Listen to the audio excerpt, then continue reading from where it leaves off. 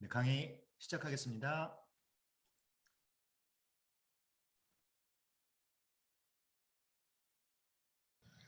안녕하세요. 안세환 목사입니다. 오늘은 셀프 리더십 두 번째 시간입니다. 우리는 이 세상에 우연히 태어난 것이 아니라고 우리 모두가 확신하고 있는 줄 믿습니다. 우리는 분명한 하나님의 목적과 계획을 갖고 이 땅에 태어났죠. 저는 정말 여러분이 가치 있고 또 의미 있고 보람된 삶을 사시기를 바랍니다. 그래서 우리는 지난주부터 앞으로 남아있는 우리의 삶의 방향을 설정하는 작업을 함께 하고 있습니다.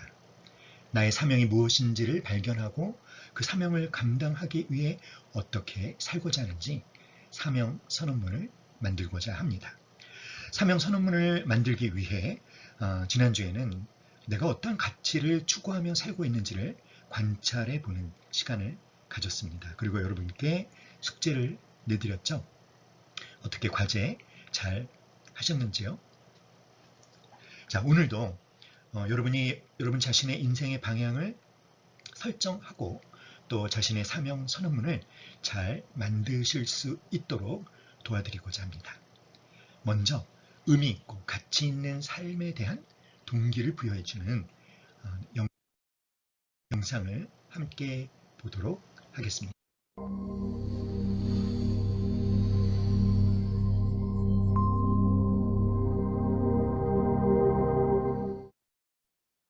I want you to know that the fear of being alone and having no purpose in your life is one of the most disabling things that you'll ever experience in your life. And you need to know the answer of two questions. Who are you and what do you want? For me, I realized as a kid, there was a choice I had to make. Either believe what the world said and only believe that broken pieces are ahead for me, or believe that God loves me. It was hard. Because when God says in the Bible, I have a plan for you, I'm thinking, really? And I prayed for arms and legs. What do you want? I wanted arms and legs. It's not that difficult to believe.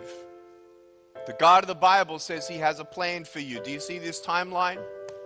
I'm 8 years old, going forwards into the future. No idea what was ahead. The Bible says He has a plan. We don't see the plan, so it's kind of foolish to believe something that you can't see. But faith helps you to do that. Faith is exactly that. And faith comes when you hear the Word of God. When I heard the Word of God, I still didn't understand His love, His plan. So I prayed for a blueprint of His plan. And He didn't come back to me on that request. And when you don't hear from God, you then start to conclude what you believe. From then on, do you decide to keep on believing and waiting to see what happens and trust Him? Or do we conclude to do this? There is no God. I'm alone. There is no hope. There is no purpose. I'm getting bullied for the rest of my life. I'm never getting married. I'm never going to have kids. Never going to be happy. Man, was I wrong or what? And at age 10, I tried to end my life, but I'm still here.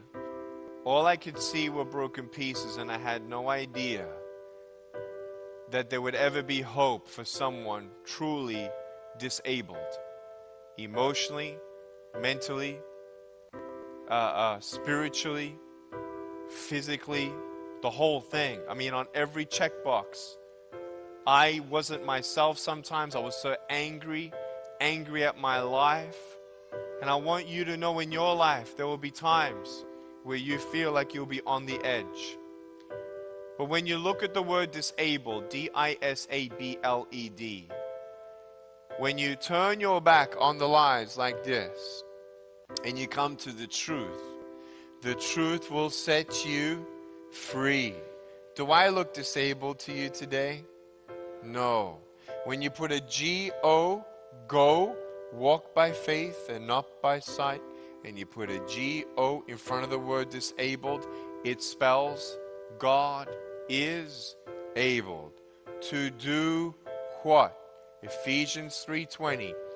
Exceedingly, abundantly, more than you could ever ask, imagine, or attain.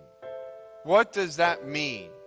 It actually means that God has a good plan. He never withholds any good gifts.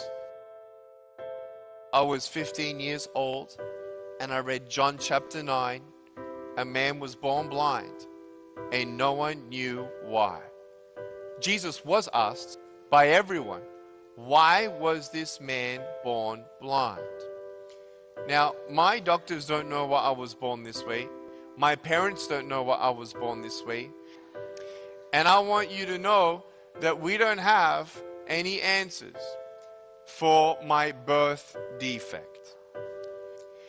Jesus said this blind man was born this way because God's works are going to be revealed through him. Jesus spits on the dirt, puts mud on the face of the blind man, and there is no record of the blind man saying anything, flinching, asking anything, moving backward, nothing. Jesus performs his miracle as he is still. I realized Jesus did not sit the blind man down and say, Mr. Blind Man, my name is JC. I'm the healer. I'm about to spit in the dirt and give you a facial. And after we wipe the mud off your face, you're going to see. He didn't do that. God doesn't need to tell me his plan. I just need to be still and believe he has a plan. That's when you walk by faith. Why would you need faith if God told you everything? If I was age 8 and I prayed for arms and legs and God instead told me everything he's going to do until the age of 33, you got to be kidding me. I would die of shock. Writing books, 55 languages. If God can use a man without arms and legs to be his hands and feet, then who can God not use? Amen? He loves you, and he can do anything with your broken pieces.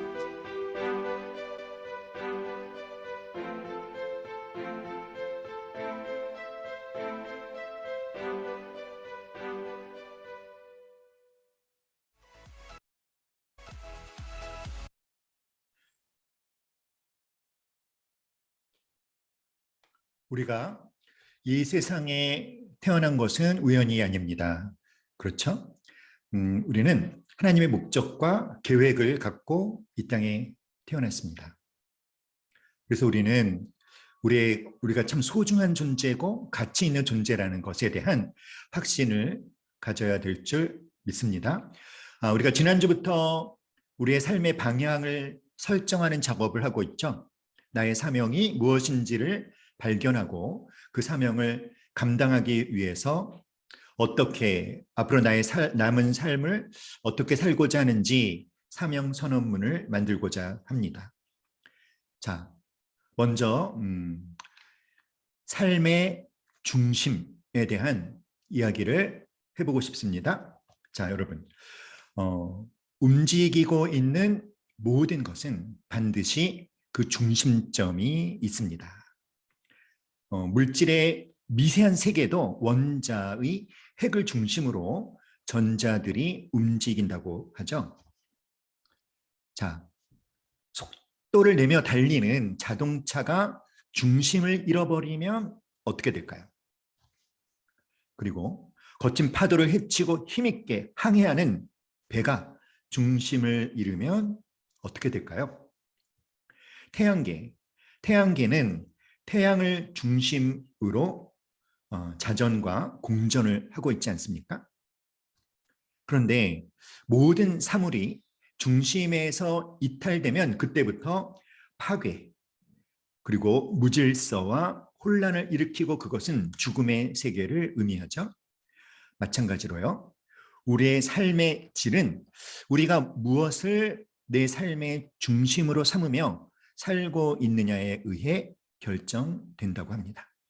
우리의 삶의 질은 무엇에 의해 결정된다? 우리가 무엇을 삶의 중심으로 삼으며 살고 있느냐에 의해서 우리 삶의 질이 결정됩니다. 우리는 그러므로 무엇을 중심으로 삼을 것이냐에 대해서 아주 신중하게 결정해야 되겠죠. 여러분의 삶의 중심은 무엇인가요? 내 삶의 중심은 무엇인지 함께 생각해 보는 시간을 가져보겠습니다. 성공하는 사람들의 7가지 습관, 스티븐 코비가 쓴 이 성공하는 사람들의 7가지 습관이라는 책에서 사람들이 무엇을 중심으로 삼고 있느냐 8가지 유형을 소개하고 있습니다. 그 8가지 유형은 배우자 중심의 사람, 가족 중심의 사람, 금전 중심의 사람, 일 중심의 사람, 소유 중심의 사람, 쾌락 중심의 사람, 친구나 적 중심의 사람, 자기 중심의 사람. 자, 여러분이 이 8가지 유형 가운데 자기 자신은 어떤 유형에 속한다고 생각하십니까? 배우자 중심, 금전 중심, 소유 중심, 친구 또는 적 중심, 가족 중심, 일 중심, 쾌락 중심, 자기 중심. 과연 내 삶의 중심은 무엇일까요?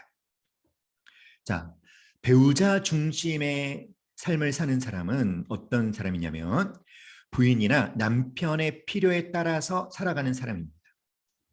이 사람은 배우자가 뭘 원하는지에 따라서 자신의 삶을 계획하고 그의 전 삶을 배우자에게 맞춰서 살아가는 사람이죠. 배우자의 감정에 의존적이고 배우자의 상태에 따라서 부정적인 상호작용을 할 수 있습니다. 부인이나 남편의 필요에 따라 살아가고 배우자가 원하는 것에 자기를 맞춰가는 것. 배우자 중심의 사람. 자, 뭐 이것을 다 쓰려고 하지 마세요. 그냥 이렇게 이해하시면 됩니다. 두 번째는 가족 중심의 사람. 가족들을 위해서 살아가는 사람입니다. 나쁘지 않죠. 그런데 어떤 문제가 있을까요? 가족들에게 너무 많은 기대를 합니다. 그래서 특별히 자녀들에게 너무나 많은 기대를 해서 많은 부담을 줄 수 있겠죠. 다른 가족들에게 가족의 명예를 너무 강조하는 나머지 가족 전체를 위해서 개인의 희생을 요구하는 그런 부작용이 있을 수 있겠죠. 가족을 가장 중심으로 삼고 살아가는 사람도 세상에는 많이 있을 것 같습니다. 세 번째, 금전 중심의 사람, 즉 돈 중심의 삶을 사는 사람은 최고의 가치, 경제적 안정입니다. 경제적 안정을 최고의 가치로 생각하고 살고요. 돈 버는 것을 위해서는 다른 어떤 것도 희생할 수 있습니다. 그렇기 때문에 돈 버는 것 자체를 삶의 중심에 둘 때 다른 부분에서 파멸에 이를 수도 있다라는 것을 알아야 되겠죠. 우리는 뭔가 내가 가장 최고의 가치로 여기고 있는 것을 위해서 다른 것을 얼마든지 희생하고 포기할 수 있습니다. 돈 중심의 사람은 돈을 위해서 다른 모든 것들을 희생하고 포기하는 사람이죠. 돈을 위해서 자신의 모든 것을 헌신하는 사람이 금전 중심의 사람이고요. 일 중심의 사람, 워커홀릭, 일에 미쳐 사는 사람이죠. 자신의 일에 심취하고 몰두하는 것 나쁘지 않죠. 자신의 일에 심취하고 몰두할 수 있어야 되겠죠. 그런데 그것밖에 없다는 것, 그것이 또 지나치다는 것이 문제입니다. 자신의 일로 자신을 자랑하고 자신의 일로 자신을 과시하고 그래서 일을 위해서, 일에서 어떤 성과를 내기 위해서 또 다른 모든 것들을 희생시키는. 그런데 이렇게 일 중심의 삶을 사는 분은 일 외에는 많은 다른 삶의 영역들에 있어서는 무능하고 부족한 사람이 되기 쉽겠죠. 일 중심의 삶을 사는 사람도 여러분 굉장히 많습니다. 여러분은 어떠신가요? 자, 그 다음에는요. 소유 중심의 사람입니다.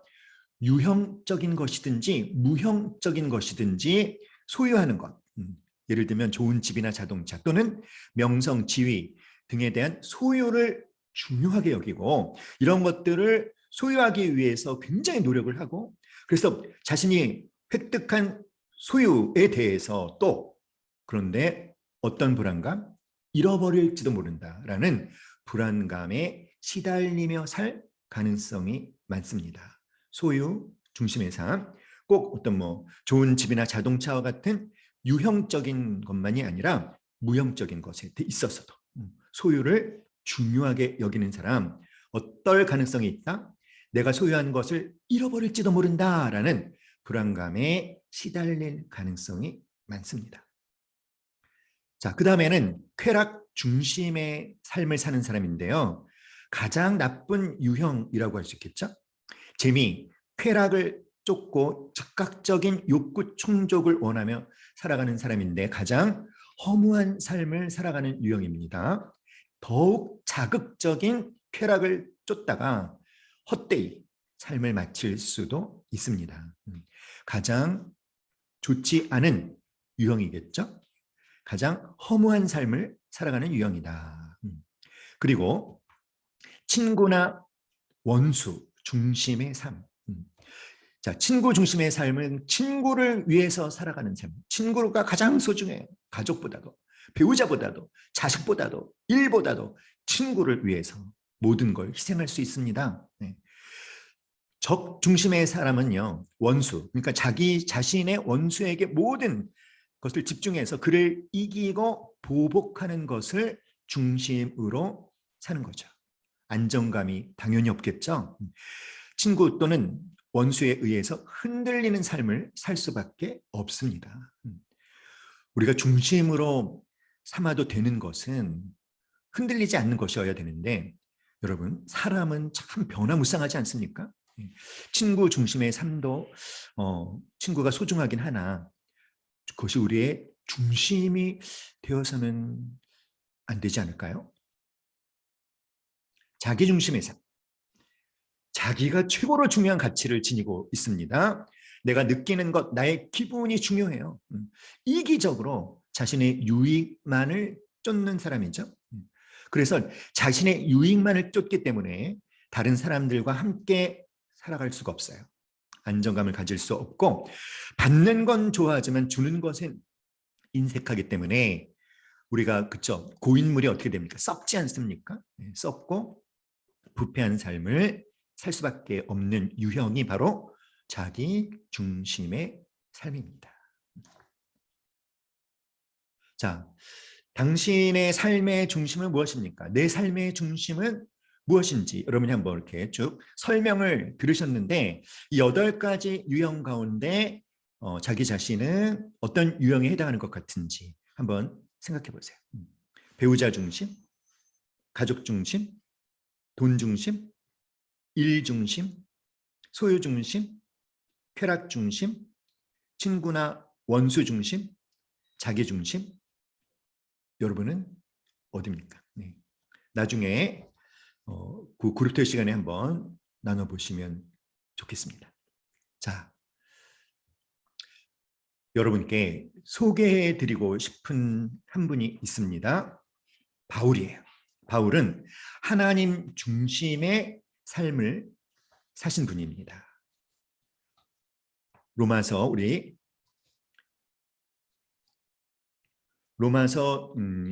15장 17절로 19절 말씀 함께 읽어볼까요? 그러므로 내가 그리스도 예수 안에서 하나님의 일에 대하여 자랑하는 것이 있거니와 그리스도께서 이방인들을 순종하게 하기 위하여 나를 통하여 역사하신 것 외에는 내가 감히 말하지 아니하노라. 그 일은 말과 행위로 표적과 기사의 능력으로 성령의 능력으로 이루어졌으며. 자, 여기서 우리가 주목해야 되는 것은 바울이 자신이 한 일에 대해서 자기의 일이다 이렇게 말하지 않고 누구의 일이다? 하나님의 일이다 이렇게 말하고 있죠. 그리고 그 하나님의 일을 내가 다 했다라고 말하는 것이 아니라 그리스도께서 나를 통하여 역사하셨다 이렇게 말하고 있습니다. 그러니까 그 하나님의 일을 누가 하셨다? 예수께서 하셨다 이렇게 말하고 있는 것이죠. 그리고 그것을 또 누구의 능력을 의지해서 했다?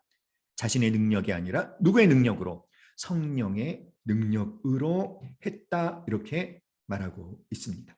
사랑하는 여러분, 바울은 돈을 중심으로 사는 사람이 돈에 철저하게 헌신하는 것 이상으로 하나님께 그의 모든 삶이 집중되어 있었어요. 그래서 그의 중심에는 누가 계시냐면 자기 자신이 아니라 하나님이 계시죠. 내 일이 아니다. 하나님의 일이다. 내가 내 능력과 내 힘대로 한다가 아니라 그리스도께서 나를 통하여 그리스도께서 하신다. 그리고 내 능력을 최대한 발휘해서가 아니라 성령의 능력을 의지하여 한다. 이렇게 고백하고 있습니다. 바울은 무엇을 중심으로 삼았습니까? 하나님을. 하나님 중심의 삶을 산 바울. 사랑하는 여러분, 바울을 움직이는 가장 중심에는 누가 계시죠? 하나님이 계시죠. 그는 오직 하나님을 중심으로 그리스도에 의해서 성령의 능력과 힘으로 살았습니다. 하나님을 중심으로 그 밖에 가족, 일, 친구, 다른 모든 영역들을 하나님의 원리 안에 복종시키는 삶을 살았던 것이죠. 하나님 중심의 삶을 사는 것. 여러분, 우리가 앞에서 살펴봤던 이 8가지 중심보다 하나님 중심의 삶을 사는 것이 왜 필요할까요? 그 이유는 무엇일까요? 하나님 중심의 삶을 살 때 여러분, 우리의 삶이 온전해집니다. 우리 함께 말해봅시다. 하나님 중심의 삶을 살 때 우리의 삶이 온전해진다. 아멘. 그러니까 우리가 가족이나 배우자나 일이나 친구나 쾌락이나 자기 자신이나 다른 어떤 것을 삶의 중심으로 삼든지 그런 중심을 가지고는 온전한 삶을 살 수 없어요. 왜냐하면 그런 중심들 자체가 온전하지 못합니다. 확고한 것들이 아닙니다. 삶의 중심부터 흔들린다면 어떻게 온전한 삶을 살 수 있겠습니까? 하지만 하나님은 어떤 분이셔? 하나님은 흔들리지 않는 하나님이 온전하신 분이시기 때문에 온전하신 하나님을 중심으로 삼고 사는 사람의 삶도 온전해지는 거죠. 자, 우리가 왜 하나님 중심의 삶을 살아야 합니까? 그 두 번째 이유는 우리가 하나님 중심의 삶을 살 때 진정한 만족과 기쁨과 행복을 경험할 수 있다는 것이죠. 사랑하는 여러분, 하나님은 진리이셔요. 진리라는 것이 무엇입니까? 말한 그대로 이루어진다라는 것이죠. 거짓이 아니시라는 것입니다. 하나님은 우리에게 말씀하신 대로 그대로 신실하게 지키시는 분이시기 때문에, 그리고 우리의 삶을 최선의 삶으로 이끌어 주시는 분이시기 때문에 우리가 하나님 중심의 삶을 살 때 우리는 진정한 만족과 기쁨과 행복을 경험하게 됩니다. 사랑하는 여러분, 그러므로 우리는 누구를 우리의 중심으로 삼고 살아야 된다고요? 바로 하나님. 자, 그러면 다시 한번 하나님 중심의 삶의 특징을 좀 정리해 볼까요? 첫 번째, 하나님 중심의 삶은 모든 삶의 목적과 방향이 하나님께 집중되고 하나님이 원하시는 것에 민감하게 반응합니다. 모든 삶의 목적과 방향이 하나님께 집중된다. 즉, 하나님이 내가 어떻게 살기를 원하시는지가 내 삶의 목적이 되는 거죠. 하나님이 내가 어떻게 하시기를 원하실까? 하는 것에 굉장히 관심이 있어 하고 그것이 내 모든 결정과 선택의 기준이 되는 것입니다. 이것이 하나님 중심의 삶의 특징이고요. 하나님 중심의 삶의 두 번째 특징은 하나님께 모든 것을 헌신하는 것이죠. 자, 일 중심의 삶을 사는 사람은 일을 위해서 다른 모든 것들을 희생하고 포기합니다. 돈 중심의 삶을 사는 사람은 돈을 위해서 모든 것을 희생하고 포기하죠. 마찬가지로 하나님 중심의 삶을 사는 사람은 하나님을 위해서 다른 모든 것들을 희생하고 포기할 수 있는 바로 그것이 하나님 중심의 삶이죠. 세 번째, 하나님 중심의 삶을 사는 사람에게는 아주 특별한 선물이 주어지는데 그것은 무엇이냐면 하나님의 능력을 덧입어서 살게 된다는 것이죠. 사랑하는 여러분, 그래서 하나님 중심의 삶의 특징은 성령의 힘으로 사는 것입니다. 저와 여러분이 하나님 중심의 삶을 살겠다고 결심할 때 사랑하는 여러분, 그래 너는 이렇게 살아라. 하나님께서 어떤 방향만 제시해 주고 아무것도 안 하시는 그런 분이 아니라 방향을 제시해 주실 뿐만 아니라 그 방향대로 살아갈 수 있도록 지혜와 능력과 필요한 모든 것을 공급해 주시며 함께 동행해 주시고 이끌어 주시는 분이시기 때문에 사랑하는 여러분, 우리의 삶이 하나님이 중심이 되면 다른 것들을 중심으로 사는 사람들은 도무지 경험할 수도 없는 아주 놀라운 선물을 얻게 되는데 그것이 바로 무엇이냐면 하나님의 능력을 덧입어 사는 삶이라는 거예요. 할렐루야. 사랑하는 여러분, 가족을 중심으로 사는 사람은 가족을 얻을 것이고 돈을 중심으로 사는 사람은 돈을 얻을 것이고 일을 중심으로 사는 사람은 일의 업적을 얻을 것입니다. 그러나 하나님을 중심으로 삼으며 사는 사람은 하나님을 얻고 하나님의 힘과 하나님의 능력을 얻고 하나님의 능력을 덧입어 살게 될 것입니다. 그러므로 저와 여러분 모두가 하나님 중심의 삶을 살아가기를 주님의 이름으로 축복합니다. 아멘. 아멘. 감사합니다. 사랑하는 여러분, 자, 우리가 하나님을 우리 삶의 중심으로 삼을 때 우리가 받게 되는 놀라운 선물이 뭐라고 했죠? 하나님의 능력을 덧입어서 사는 삶. 이 삶, 여러분 삶 되기를 기도합니다.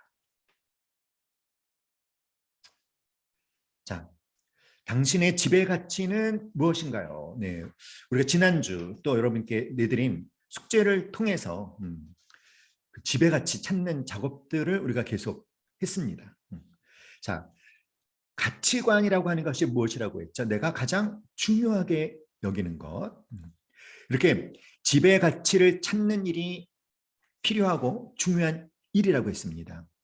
이유가 뭐죠? 우리 함께 말해볼까요?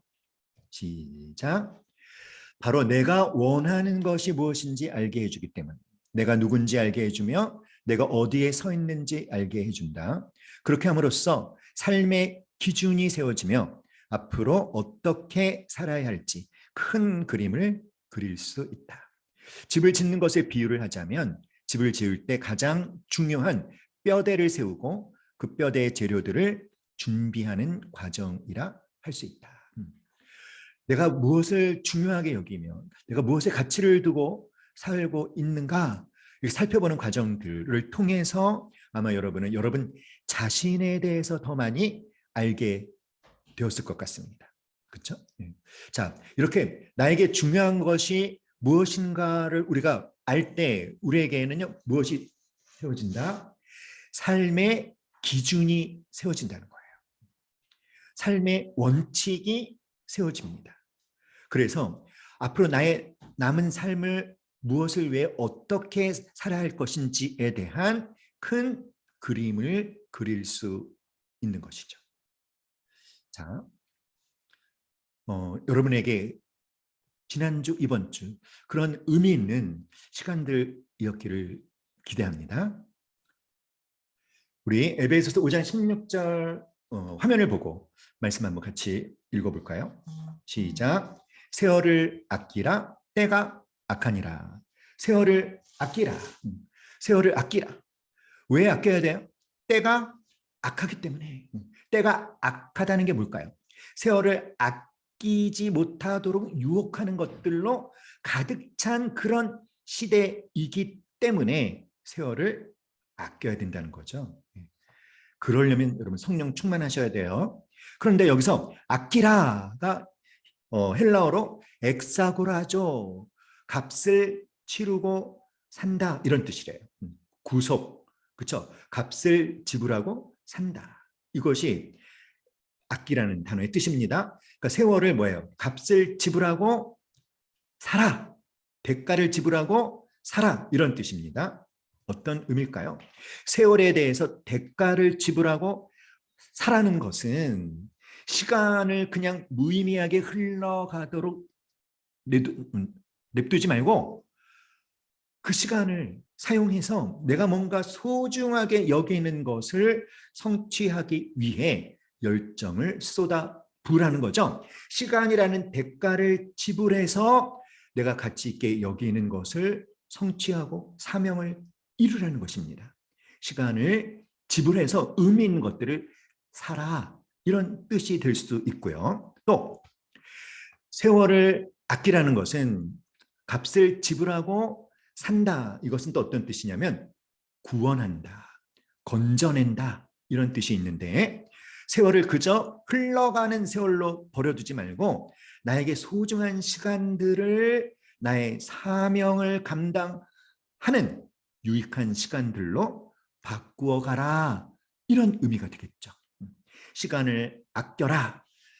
엑사고라죠. 값을 지불하고 되살아. 값을 지불하고 구원해 내라. 라는 것은 네가 구원받은 목적에 합당하게 너의 시간을 사용하라는 거예요.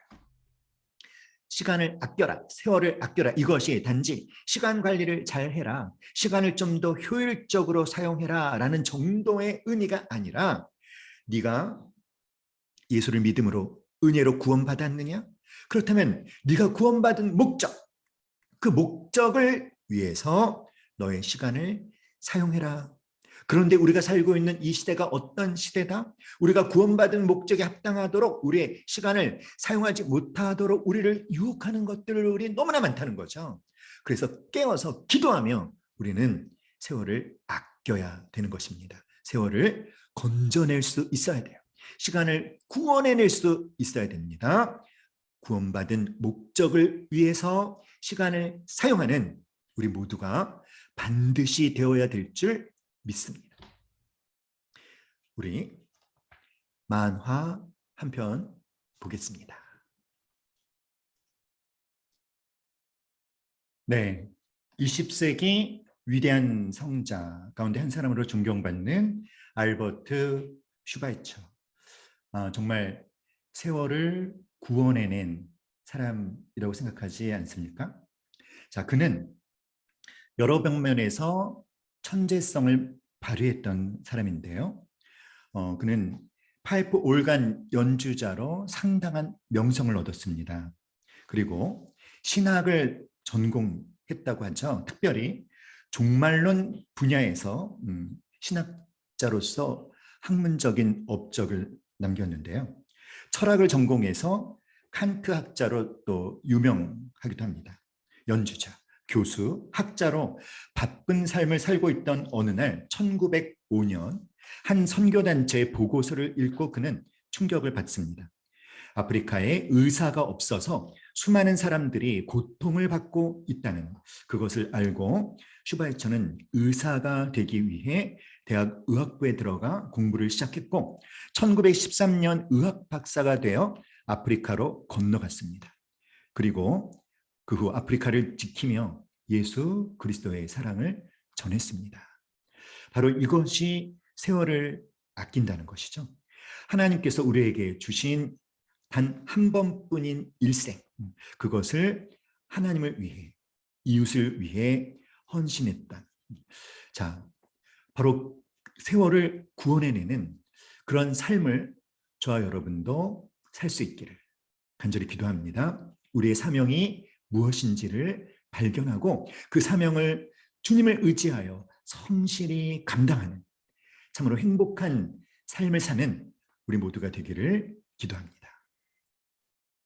자, 여러분께 지난주에 숙제를 냈었는데 어떻게 잘 하셨는지 모르겠습니다. 네, 숙제 다 하신 분은 오늘 강의 끝나고 사진을 찍어서 저에게 카톡으로 보내주세요. 그런데 좀 어려웠다라고 하시는 분이 계시더라고요. 그래서 좀 뭐 미리 해놓은 분들 걸 좀 보여주시면 안 되냐, 참고해서 할 수 있을 것 같은데, 그래서 제가 좀 보내드릴까 하다가 안 보내드렸어요. 왜 안 보내드렸냐면, 여러분, 나비는 이렇게 그 고치가, 누에 고치가 변해서 이렇게 나비가 되잖아요. 근데 그 고치는 자신이 있었던 그 누에를 이렇게 껍질을 벗기고 나와서 날아다니는 나비가 되지 않습니까? 그런데 그 껍질을 누군가 밖에서 이렇게 벗겨주면 나비가 되어서 나와도 자기 스스로 껍질을 벗기고 나온 나비는 날 수가 있는데, 누군가 벗겨주고 그냥 쉽게 나온 나비는요, 나비가 되고 날개도 있는데 날지를 못한대요. 왠지 아세요? 예. 이렇게 그 누에를 벗길 때 날 때 필요한 근육이 발달하게 된다는 거예요. 그러니까 뭐든지 스스로의 힘으로 해야 의미가 있다는 것이죠. 그래서 보내드릴까 하다가 안 보내드렸습니다. 근데 지금 한번 어떤 한 자매님이 한 그 과제의 내용을 한번 보여드릴 테니까 이미 하신 분은 자신이 한 것과 한번 비교해 보시면 좋겠어요. 자, 삶의 가치 찾기. 자, 이 자매는 6가지 규칙적으로 하는 행동, 어떤 것들이었냐면, 자, 큐티와 기도, 조의 제자 훈련 과제하기, 출퇴근 근무하는 것, 유튜브 웹툰 보기, 친구 만나기, 운동. 자, 큐티와 기도를 하게 하는 가치는 하나님과의 친밀한 관계. 조의 제자 훈련 과제를 하는 것은 성실한 자세로 훈련에 임하는 것. 출퇴근 근무하는 것은 최선을 다하는 책임감과 인정받는 것. 유튜브 웹툰을 보는 것은 어떤 가치를 추구하기 때문에 즐거움, 편안함, 일시적 즉각적인 재미, 이러한 것에도 가치를 두고 있다. 친구 만나는 것은 함께 울고 웃고 격려하고 축하하는 것에 기쁨과 즐거움. 운동은 무엇에 가치를 두고 있기 때문에 신체의 건강. 여기까지는 별로 어렵지 않을 것 같아요. 그렇죠? 자, 그런데 이제 정립하는 것이 좀 힘드셨을 것 같습니다. 자, 큐티, 하나님과의 친밀한 관계죠. 자, 이 가치를 정립한다는 것은 이 가치에 대해서 좀 더 정의를 내리고 그것을 구체적으로 어떻게 실천해 갈 것인지 계획을 세우는 것이죠. 우리 함께 한번 읽어볼까요? 시작. 하나님과 항상 함께하여 친밀한 관계 속에 거하는 것은 가장 중요하다. 나는 어떤 상황에 놓이든지 내 상태가 어떠하든지 하나님을 신뢰하며 하나님께 모든 것을 의뢰하며 하나님께서 내게 말씀하시는 것에 언제나 귀 기울이며 세심하게 그리고 즉각적으로 반응할 것이다. 하나님과의 관계가 항상 깊고 친밀하여 살아 숨쉬도록 매일 기도할 것이다. 그 가치에 대해서 다시 한번 정의를 내리고 어떻게 실천해 갈 것인지 계획을 세우는 거죠. 자, 맡겨진 일에 성실하게 임하는 책임감, 성실, 이런 것들에 가치를 두고 있습니다. 자, 함께 또 읽어봐요. 시작. 하나님 나라에서 그리고 이 땅에 발을 딛고 살아가며 내가 속한 곳 어디에서든지 내게 주어진 일에 성실히 책임을 다해 임할 것이다. 직장, 가정, 교회에서 작은 일이든 큰 일이든 하나님께서 맡겨주신 일로 여기고 어렵고 귀찮고 누군가 하기 싫어하는 일이라도 청지기와 같은 자세로 임할 것이다. 하나님께서 맡겨주신 사명에 성실하게 임할 것이다. 네. 자, 친구 만나서 이렇게 함께 그 교제 시간을 갖는 것, 어떻게 정의를 내리고 어떻게 표현했을까요? 시작. 하나님 나라는 내가 있는 곳에서 내가 함께하는 이들과 함께 만들어가는 것이다. 나는 나의 시간을 나에게만 쓰기보다 나와 함께하는 이들에게 쓸 것이다. 공감과 격려가 필요한 친구들, 영적 자녀로서 지지해주고 살펴야 하는 이들, 어렵고 지치는 상황을 함께 헤쳐나가는 동료들에게 시간을 쓰며 함께하는 기쁨을 나눌 것이다. 나아가 하나님이 우리와 이같이 함께 하심을 알게 할 것이다. 인정받고 칭찬받는 것에도 가치를 두고 있죠. 네. 그래서 나는 사람에게 인정받고 칭찬받는 것을 매우 좋아하며 인정받고 싶은 상대가 나에게 실망하는 것을 두려워한다. 그러나 이제는 방향을 바꿔 여기서 조정이 일어났죠. 어떻게 하겠다. 하나님께 인정받고 칭찬받기 원하며 사람에게는 내가 먼저 인정해주고 칭찬해 줌으로써 격려하고 위로하는 이가 될 것이다. 그래서 자신이 인정받고 칭찬받는 것에 굉장히 가치를 두고 있다는 것을 이 자매가 발견했어요. 그런데 그것이 좀 바람직스럽지 않다. 이제는 사람에게 인정받고 칭찬받기보다는 누구에게? 하나님께 인정받고 칭찬받는 걸 중요하게 여겨야 되겠다. 그리고 다른 사람에게는 내가 먼저 인정해주고 칭찬해주고 격려해주는 사람이 돼야 되겠다. 이렇게 계획을 세워놓게 된 것이죠. 그러니까 우리가 무엇인가 이렇게 가치를 두고 있는 것이 늘 긍정적이지만은 않은 것들도 있다는 거예요. 편안하고 게으르고 싶은 것도, 그렇죠? 이것도 굉장히 솔직하게 표현을 해줬습니다. 나는 아무 생각도 하지 않고 얻는 즉각적이고 일시적인 재미와 즐거움을 추구한다. 이러한 시간도 필요할 수 있으나 나의 시간을 너무 과하게 차지하는 것은 좋지 않다. 이것도 이제 본인이 좀 깨달은 거죠. 너무 많이 시간을 사용하는 것은. 그래서 어떻게 하겠다? 하루에 1시간 이상을 넘지 않게.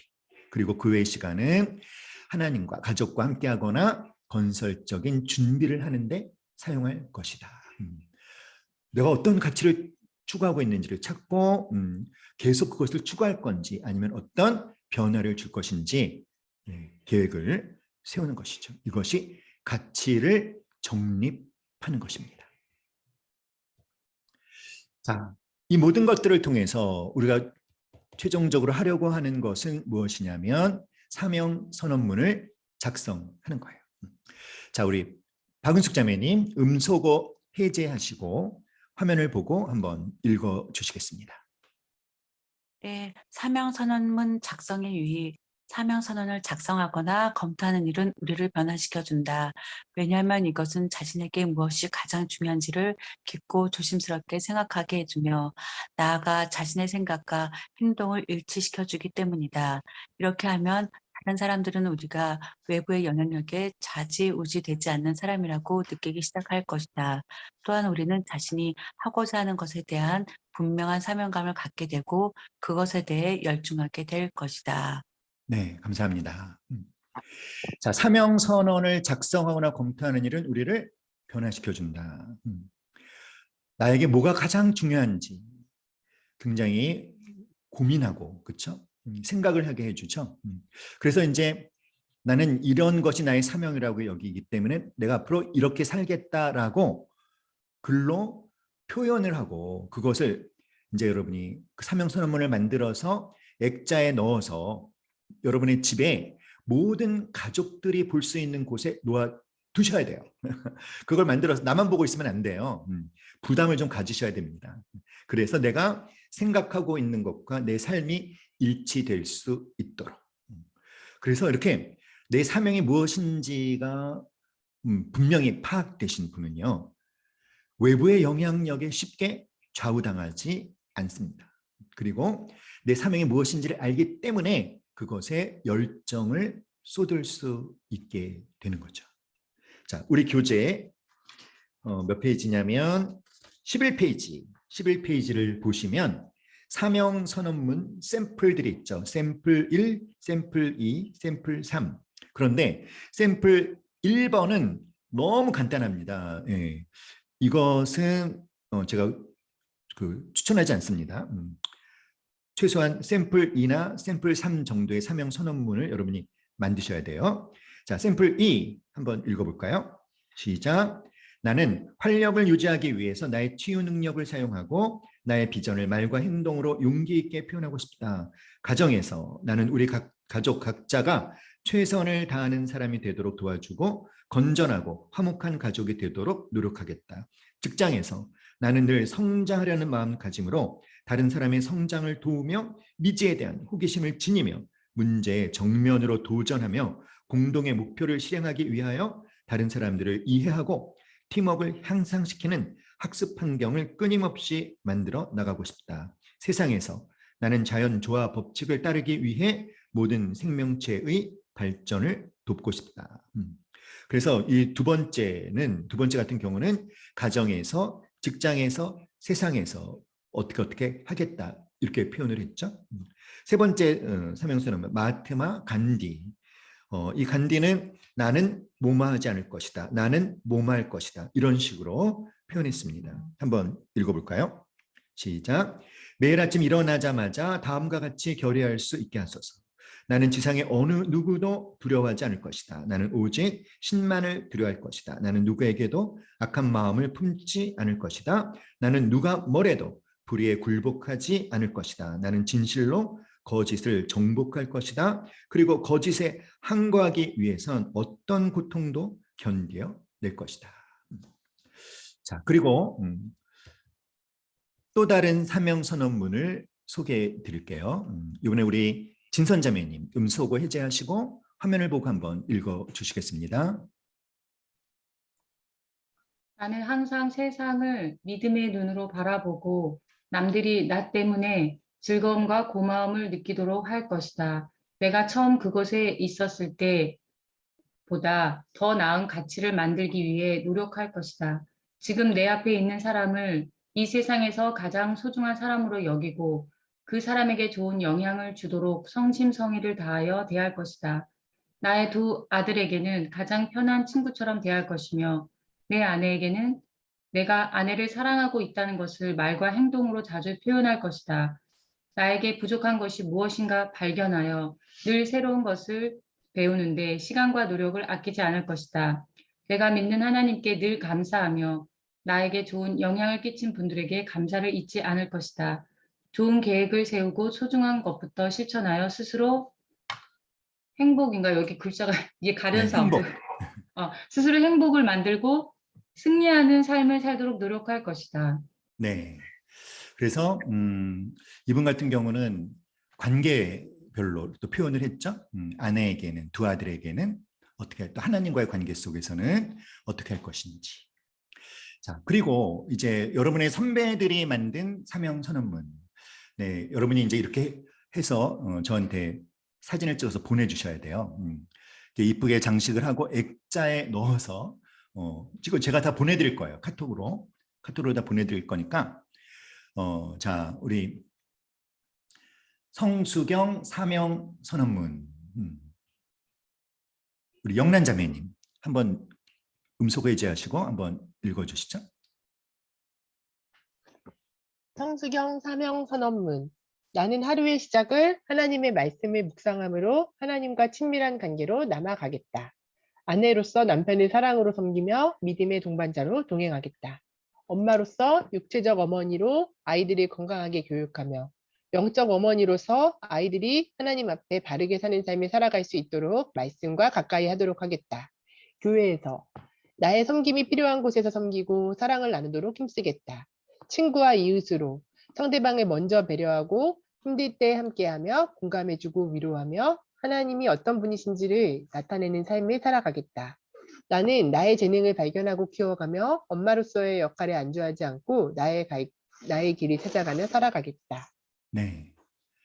그리고 또 그 황우림의 사명 선언문 1번부터 8번까지 자, 이번에 우리 신혜자매님 음소거 한번 해제하시고 읽어주세요. 네. 나는 매일 감사하며 살겠다. 나는 출근길을 주님과 동행하겠다. 나는 매일 하나님과의 친밀한 교제 시간을 갖겠다. 나는 우리 가정을 위해 일주일에 한 번 남편과 가정 예배를 드리겠다. 나는 친정과 시댁에 화목을 주는 기도의 사람이 되겠다. 나는 칭찬을 아끼지 않는 사람이 되겠다. 나는 이곳에서 예수님의 사랑을 보여주겠다. 나는 이 모든 사명을 감당함에 있어 내 삶 속에 녹여낼 수 있게 성령님께 도움을 구하겠다. 네, 방금 읽어주신 우리 황우림 자매님의 사명 선언문과 그 왼쪽에 있는 원미란 자매님의 사명 선언문이 굉장히 대조가 되죠. 우림 자매님 거는 굉장히 좀 간단하게, 근데 미란 자매님 같은 경우는 굉장히 좀 구체적이고 길죠. 예. 그러니까 이렇게 사명 선언문을 만들 때도 그분의 성향이 나타나는 것 같아요. 이 원미란 자매님의 사명 선언문 같은 경우를 보면 1번은 예수님의 제자로, 2번은 누구누구의 아내로, 3번은 어머니로, 4번은 딸과 며느리로, 5번은 동생으로, 6번은 교회의 구성원으로, 7번은 교회 학교 교사로, 8번은 친구와 이웃으로, 그 다음에 9번은 사회 구성원으로, 그리고 이 모든 사명을 감당함에 있어서 뭘 어떻게 할 것인지 이런 식으로 표현을 했습니다. 그래서 이거를 제가 우리 카톡방에 다 올려드릴 거예요. 아까 그 A 자매 숙제했던 것도 다 올려드릴 것입니다. 그래서 이 모든 것들을 여러분이 다 참고하셔서 다음 주 수요일까지 저한테 사명 선언문을 만드셔서 한번 보내주세요. 그러면 제가 한번 검토를 해보고 네, 액자로 만드셔도 되겠습니다. 그러면 다음 주는 그냥 이렇게 사명 선언문만 만들어서 보내주시고 액자에 넣으셔도 되겠습니다. 그러면 다음 주에는 액자에 넣은 사명 선언문을 저한테 보여주시는 것입니다. 아시겠죠? 네.